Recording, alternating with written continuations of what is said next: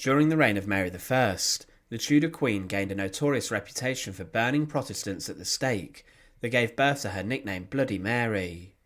She sought to restore England to Catholicism, and to do this she targeted high-profile Protestants who refused to recant back to the old ways.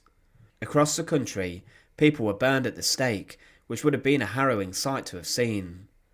One of the most prominent burnings was of Thomas Cranmer, a man who was the Archbishop of Canterbury during the reigns of Henry VIII, Edward VI, and also Mary. But Cranmer's death was incredibly brutal and savage, and today he's considered a martyr who met his death with courage and defiance. Join us today as we look at the twisted burning and execution of Thomas Cranmer, and remember to support our channel. Please make sure to subscribe. Thomas Cranmer rose to prominence during the reign of King Henry VIII, and he was involved in much of the religious changes at the time. Little is known about his early life and childhood, but he did go to Jesus College in Cambridge to study for 8 years. He married a local lady named Joan, who worked in an inn, and because of his marriage and the fact Joan was pregnant, he gave up his fellowship briefly. He then returned to Cambridge following Joan's death in childbirth, and Cranmer took holy orders in 1520, and was named as a preacher who had been given licence to preach in cities across the country. He was devoted to Catholicism and the Pope, and he went against the Reformation at the time and the ideas of Martin Luther that were emerging across Europe. He was a celebrated scholar and was personally involved in helping King Henry VIII to get his marriage to Catherine of Aragon annulled, and it was he who stated to other prominent bishops that the king should get the opinion of scholars and theorists rather than relying on Rome and the Pope. The king liked this idea because it meant he would get the outcome he desired, and Cranmer was part of the group of men who were consulted on their opinions. They concluded that the king could do as he pleased within his own kingdom, and he could annul his marriage to Catherine without the consent and permission of Rome. Henry's power in England was ultimate, and it was also decreed that his marriage to his brother's widow was illegal and against religious law, and with this Henry VIII got what he wanted. Thomas Cranmer after this became involved in the royal court and politics, and he became an ambassador to the court of Charles V, the Holy Roman Emperor, and here he saw the effects of the Reformation across Europe. But in autumn 1532, he was summoned back to England, as it was outlined he was going to be selected as the new Archbishop of Canterbury, and he went home before being consecrated on the 30th of March 1533. Henry and Cranmer worked together to finalise the annulment, and also ensure that Henry married Anne Boleyn quickly, as she was now pregnant.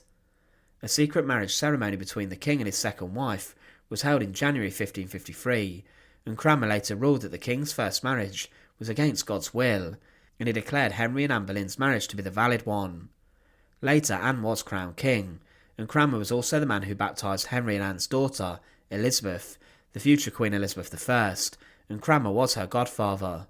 More success came for him within the king's inner circle, but he could not save Anne Boleyn, Henry's second wife, from falling from grace and being executed within the Tower of London.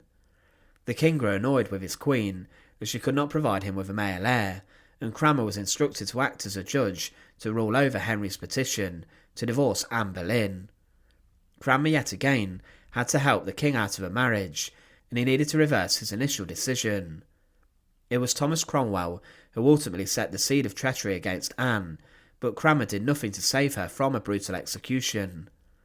After this he continued to work on religious reform, and he adopted the English Bible, which had been translated by Coverdale, Rogers and Tyndale. During Henry's reign, Cranmer was a key advisor and was succeeding, being considered a popular figure, but he would cross the king later on. Cranmer found out about his fifth wife Catherine Howard's illicit affair with Thomas Culpeper, one of the king's closest friends and advisors. It was Cranmer who was the one who had to investigate, and he had to inform the king of his wife's affair. He did this by passing the king a letter whilst he was praying inside of the Chapel Royal at Hampton Court Palace. Henry took Cranmer's word, and after further investigations, Catherine Howard was beheaded inside the walls of the Tower of London.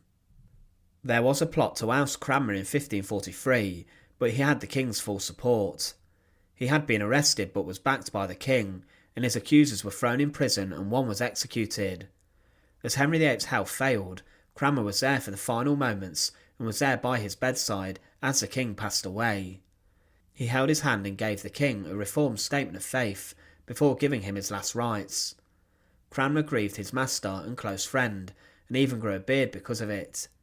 He continued to serve as the Archbishop of Canterbury under Edward VI, and was an executor of Henry VIII's will, and a member of the Protectorate set up to rule for the young king.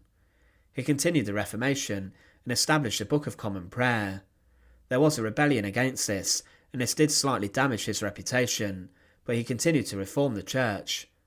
Following Edward's death, Cranmer was in charge at the funeral, and at the time, many of the important members of the church left England, as Mary I sought to take the throne from Lady Jane Grey. For Cranmer, things were dangerous, as Mary was a Catholic, and after all, his recent work was about making England more Protestant.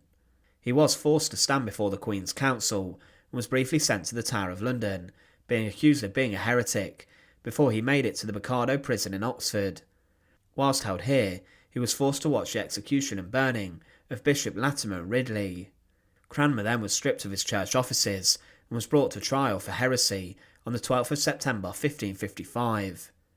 He was forced to wait from Rome to establish his guilt, and he was removed from being the Archbishop of Canterbury, but he made a number of recantations. 4 times he apologised for his faith and work, and handed himself over to Mary and her beliefs, but Mary refused to remove the execution order.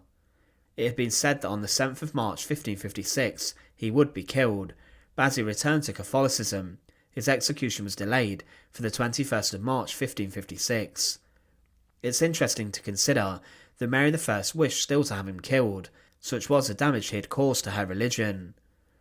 On the day of his execution, Cranmer was taken to University Church in Oxford to recant in public, but whilst giving a sermon, he renounced his recantations, and said he had only signed them in falsity, and that the arm he signed these with would be burned first at the stake. He was angrily taken from the pulpit to his place of execution, where the stake had been prepared. His execution should not have gone ahead, as he did recant to his old faith, but by executing him, Mary was establishing her authority over leading Protestants, and the man who allowed the king to annul the marriage of her father and mother. Because of this, Mary had been shunned and treated poorly by Henry VIII. She believed she was doing God's work, ridding the country of a leading heretic. A large crowd had been gathered in Oxford to watch the death of Archbishop Thomas Cranmer. An eyewitness account exists of the proceedings, and it tells a story of barbarism and brutality.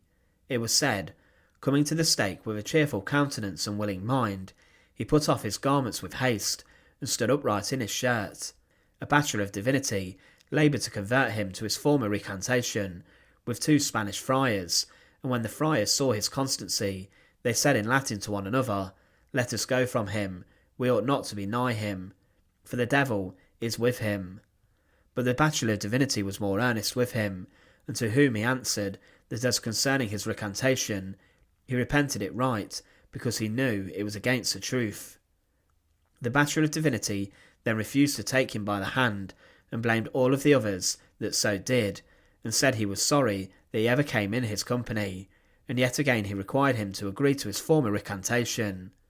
And the bishop answered, showing his hand, "This was the hand that wrote it, and therefore shall it suffer first punishment." Recantation was still sought from Cranmer, but he continued to refuse yet again. It was then said, fire now being put to him, he stretched out his right hand and thrust it into the flame, and held it there a good space, before the fire came to any other part of his body, where his hand was seen of every man sensibly burning, crying with a loud voice, "This hand hath offended." As soon as the fire got up, he was very soon dead, never stirring or crying all the while. His patience in the torment, his courage in dying. His dying words were, "Lord Jesus, receive my spirit. I see the heavens open, and Jesus standing at the right hand of God." The brutality of Thomas Cranmer's burning at the stake shocked those who were there that day in Oxford to witness the proceedings. He was one of the most prominent and influential members of Henry VIII's government, and in his role over the church, he was key in reforming and making England more Protestant. But he encountered a rival in Mary I, who would not be like her father, and who would punish those men and women that she deemed were attacking her religion and the church. Cranmer was seen as one of those men, and because of this, he was brutally executed at the hands of Bloody Mary. Once again, thanks for watching. To support our channel, Please make sure to subscribe to The Fortress. Once again, thanks for watching.